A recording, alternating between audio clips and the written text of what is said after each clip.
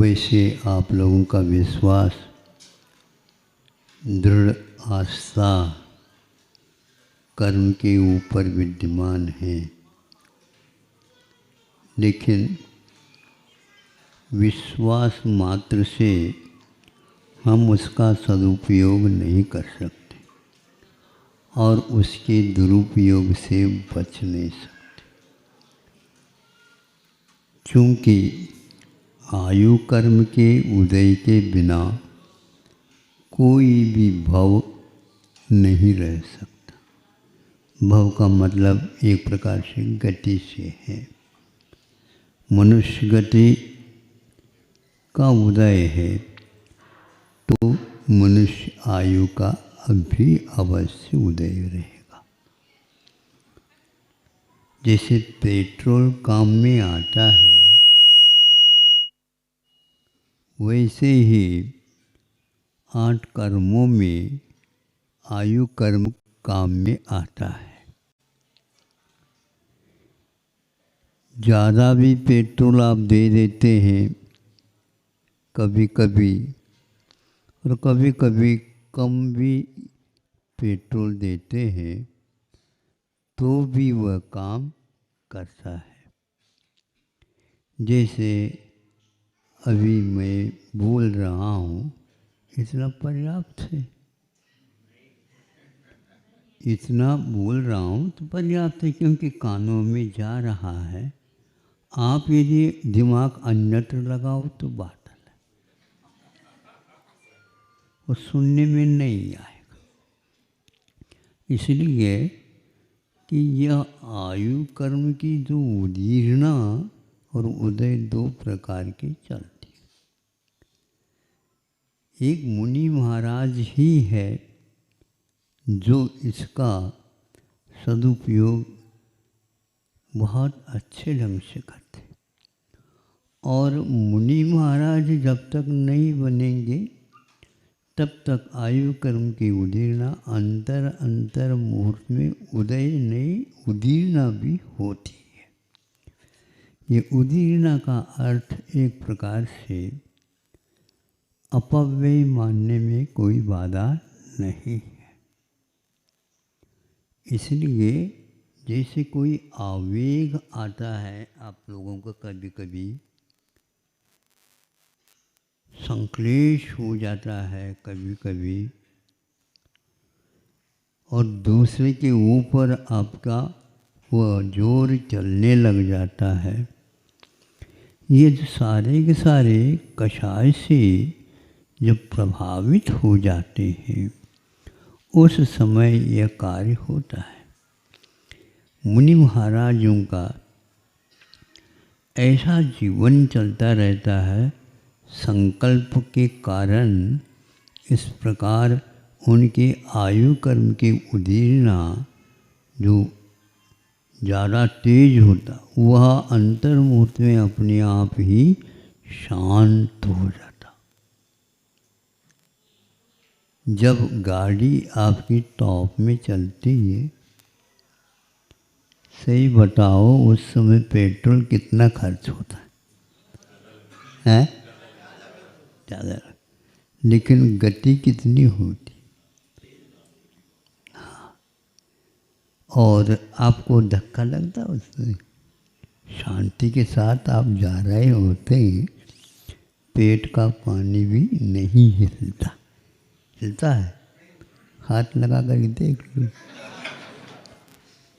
ये अवस्था उस स्कूटर में या गाड़ी में क्यों आती? इसीलिए आती। फर्स्ट गियर में जब आप गाड़ी ले जाते हैं, गति कितनी रहती? गति कम हो जाती है, किंतु पेट्रोल बहुत खर्च होता है। ऐसे ही आवेश में जब कभी भी आप आ जाते हैं, आपकी आयु कर्म के निषेक बहुत कुछ अपव्यय में चले जाते। इसलिए शांति रखा करो। क्या कहा जाता है? शांति रखा करो।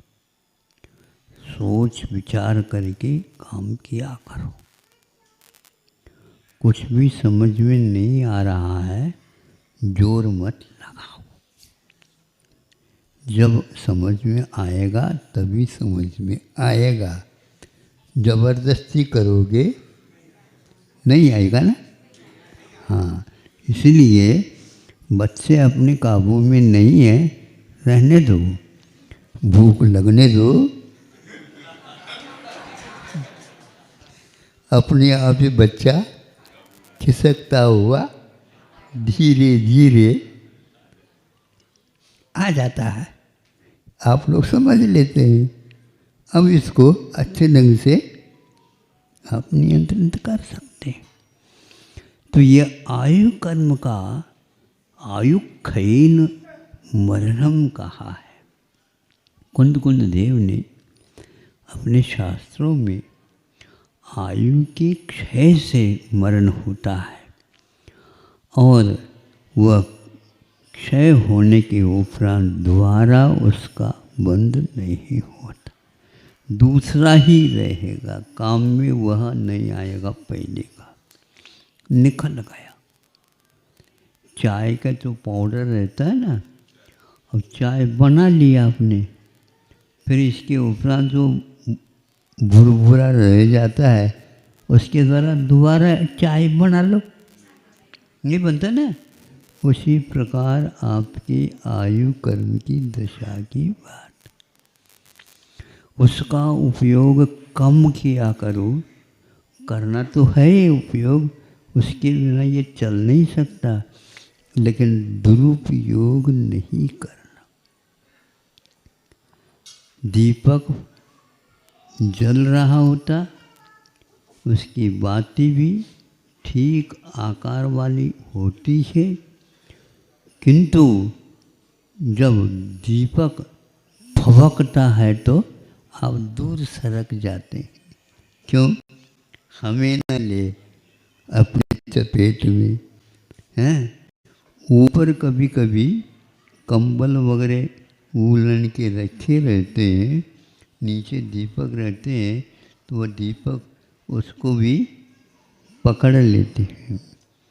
इसलिए हमारे आयु कर्म बहुत निमित्त से दुरुपयोग में आ जाते हैं।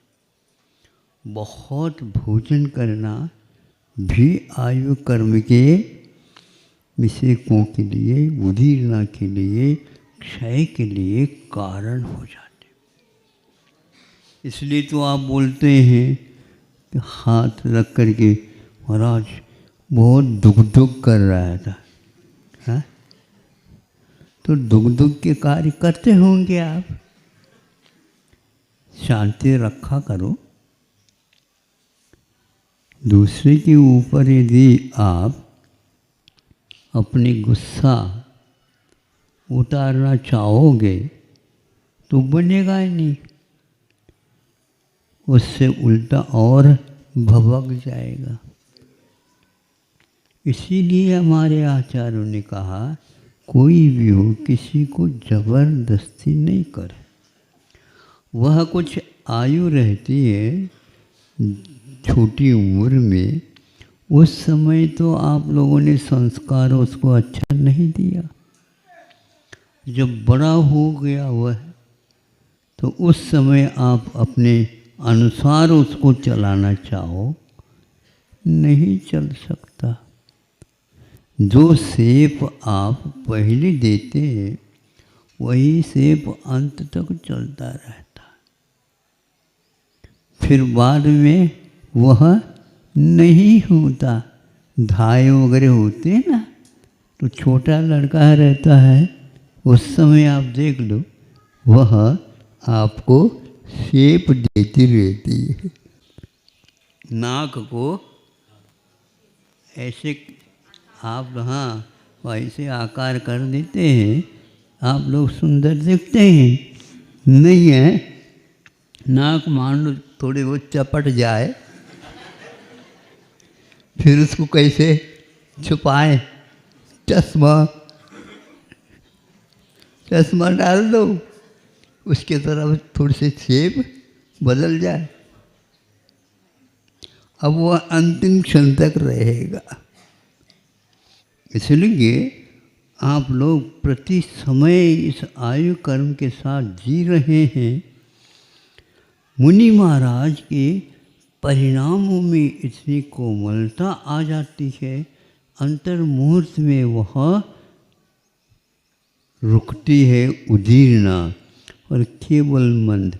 उदीरना का अर्थ वोल्टेज के ऊपर आधारित है और उदय का जो संबंध है वह उसके साथ रहते हुए भी 0 वाट में चलती। सुन रहे हो? हाँ, 100 वाट का जो लट्टू है उसमें ज़्यादा खर्च होता है ना? हाँ, इसलिए ज़्यादा खर्च मत करो, तो क्या करो, 0 कर दो। तो 0 करके 0 हरा भी हो सकता है, लाल भी हो सकता है, पीला भी हो सकता है, और आँखों के लिए वह कुछ भी नहीं करता, शांति रहती है। ऐसी दशा परिणामों के होने के कारण आप वृत्ति होंगे तो भी अपने जीवन काल में ऐसा सामायिक काल में भी नहीं कर सकोगे जो मुनि महाराज भोजन के समय में भी कर सकते।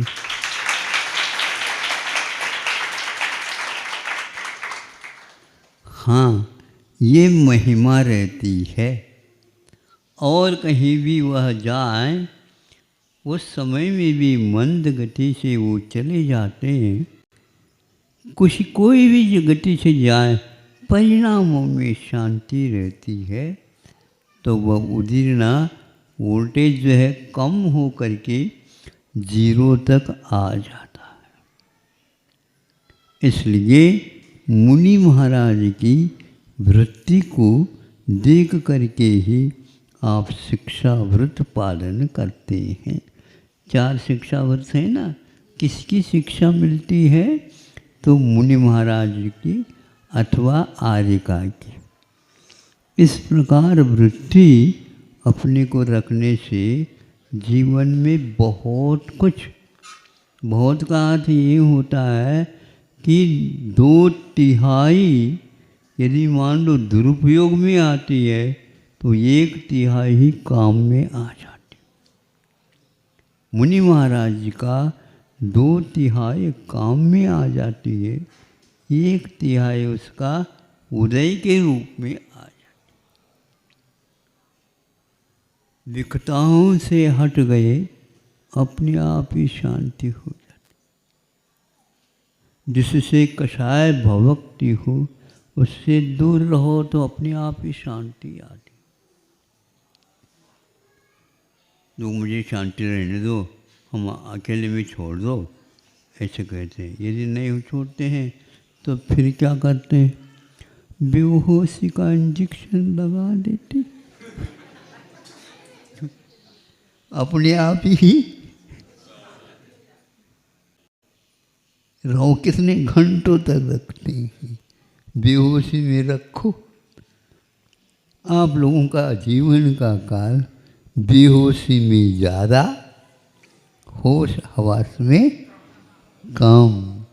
कौन सा चाहो?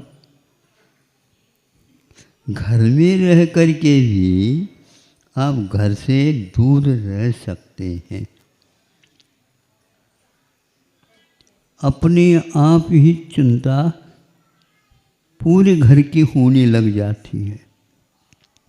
ये कुछ भाग लेना नहीं चाहता, भाग लेना नहीं चाहता तो भाग जाए, वो भागा हुआ जैसा ही रहता है। क्योंकि हम चला करके उसको ओढ़ लेते हैं। चला करके ओढ़ने से एक प्रकार से हम अपने स्वास्थ्य को, अपने परिणामों को एक प्रकार से दुरुपयोग में कर लेते हैं। इसलिए अनेक प्रकार के रोग आदि भी होने लग जाते। एक लेख पढ़ा था तो उसमें लिखा गया था इतनी उम्र तक दवाइयों का उन बच्चों के ऊपर प्रयोग करना ही नहीं चाहिए। आज गर्भावस्था में शिशु की अवस्था में ही चश्मा लग रहा है। नंबर तो आता होगा तो बाहर से प्रारंभ हो जाता है बनाना, चश्मा बनाना। ये स्थिति हो गई है। अब अपने बच्चों को संभालो तो डॉक्टर नहीं, आप लोगों को संभालना चाहिए। दवाई की ओर ले जाना ही नहीं चाहिए। आज वर्तमान में एक पेठी है तो वह आप दवाई देते रहो, भोजन करो या न करो, दवाई चाहिए फिर। तो उसके कारण, उसके परिणामों में हमेशा ये बना रहता है, भैया दवाई बंद नहीं हो रही। अरे आपने चालू किया या तुम दूसरों ने किया? आप ही लोगों ने किया। नहीं महाराज, हमें इस प्रकार मालूम नहीं था। डॉक्टर साहब ने कहा कि भोजन कम भी हो जाए चल जाएगा। ये क्या दवाई नहीं कही जाती, गोली।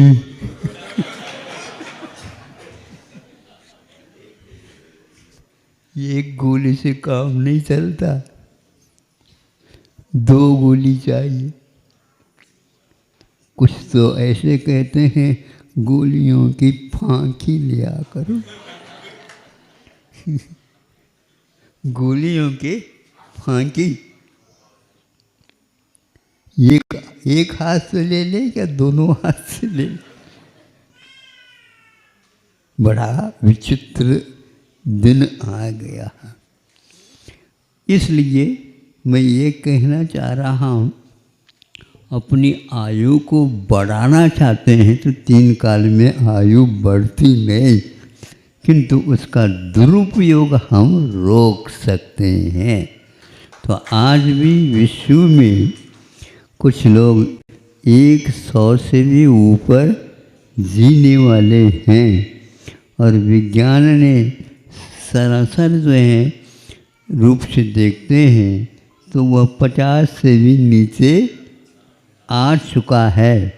मतलब 50 के बाद आप लोगों को कुछ ज़बरदस्ती नहीं करना चाहिए और अपनी आत्मा की ओर ही उपयोग लगा लेना चाहिए। और 2 काल में जा रहे हैं, महाराज अकाल में भी जा सकते हैं क्या? हाँ बिल्कुल। बेमौसम यदि मौसमी आदि खाने को मिल सकता है, बेमौसम यदि आम खाने को मिल सकता है, तो बेमौसम मौत भी आ सकती। इसलिए बेमौसम जो खाने के लिए अपना प्रबंध कर रहे हैं, उनसे हमारा कहना है, उनसे कोई वैर नहीं है, उनसे कोई प्रेम भी नहीं है, लेकिन कम से कम मनुष्य होने के नाते उससे वो हम बचा तो सकते हैं। अब बचना नहीं बचना तो उनकी मर्जी की बात है, उनकी मर्जी की बात है। आज के इस दौड़ धूप युग में यह सब बातें बहुत ही उपेक्षित होती जा रही है। अभी अभी एक व्यक्ति आया था जो 30 को भी नहीं छूता, अभी अभी विवाह हो चुका है और उसके लिए कैंसर की बीमारी। अब बोलो, सुनने से क्या लगेगा? अच्छे अच्छे दवाखाने, अस्पताल, चिकित्सालय ढूंढो और वहाँ पर अच्छे ही प्रकार के धन चाहिए, थोड़ा नहीं, हाँ बहुत ही ज़्यादा चाहिए। छोटी जेब से काम नहीं चलेगा, बड़ी जेब से, तब कहीं जाकर के चिकित्सा होती। रात दिन चैन नहीं रहते, क्योंकि क्या पता अब क्या पता अब क्या पता।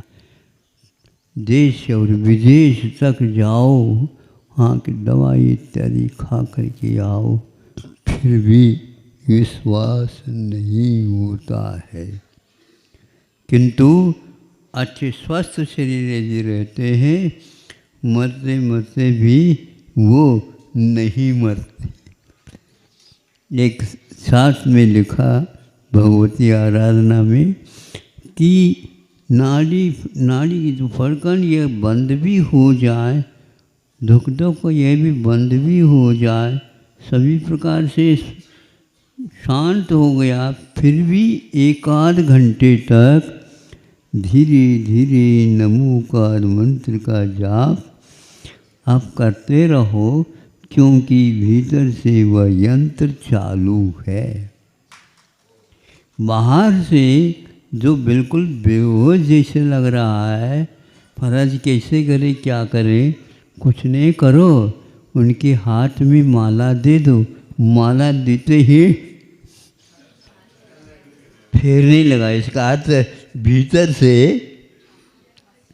होश आवाज़ सब कुछ है, बोला नहीं जा रहा है, कनेक्शन वहाँ संबंध नहीं रह पा रहा, लेकिन भीतर से विद्यमान है। ये कई बार अनुभव कर लिया। आप लोगों को भी बार बार बोलते हैं ना, महाराज भगवान हमारे लिए हमारी संलिखना भी हो जाए, तो आप भगवान से संबंध स्थापित कर दो, बाहर वालों से स्थापित मत करो, अपने आप ही आपकी संलेखना हो जाएगी। हाँ, शांति रखा करो। देखेंगे सही, जन्म होता है बेहोश दशा में, कोई नहीं रहता, किंतु मृत्यु ऐसी नहीं, होश हवास के साथ हम भगवान के नाम लेते हुए जा सकते हैं। अभी से चालू करो, व्रत लगाना कि नहीं भी हम भी संलेखना के साथ मरण करेंगे, होश हवास के साथ भगवान के नाम लेते हुए। समय तो नहीं हुआ आपका है, घड़ी में तो समय हमेशा बना रहता है, वैसे पूछा हमने हैं। हाँ, वो समय है।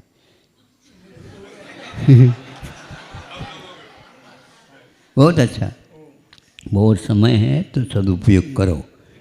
अहिंसा परमो धर्म की जय।